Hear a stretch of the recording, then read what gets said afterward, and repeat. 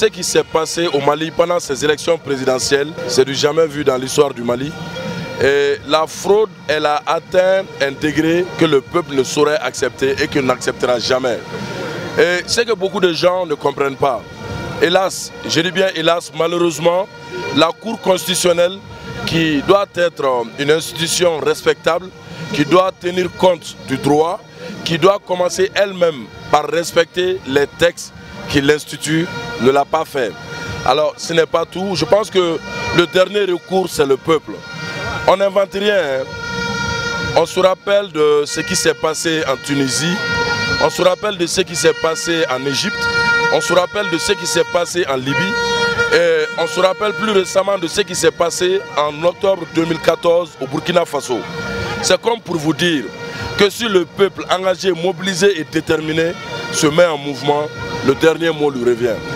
Le peuple malien est déterminé à prendre son destin en main.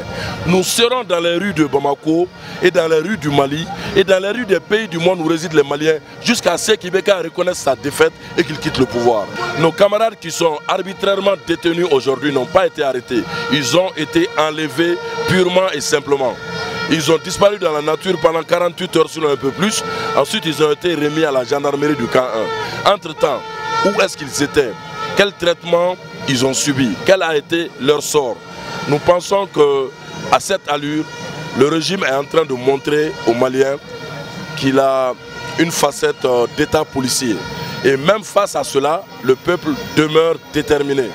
Nous demandons la libération pure et simple de nos camarades parce que pour nous, ils n'ont pas été arrêtés, aucune procédure judiciaire n'a été respectée.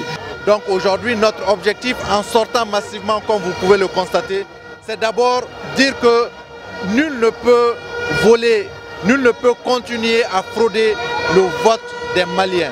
Que le 4 septembre prochain, nous allons investir Soumaïla Cissé comme président de la République.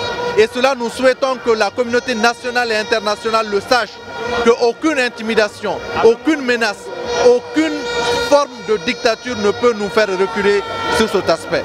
Et exiger sans condition et sans délai la libération pure et simple de Moussa Kimiri et de Ismaël Paul Boro qui sont incarcérés pour des raisons que nous ignorons toujours. Nous sommes sortis pour dire non à la fraude électorale, pour dire oui au respect des vérités issues des urnes, pour condamner avec la dernière énergie les enlèvements, les séquestrations arbitraires.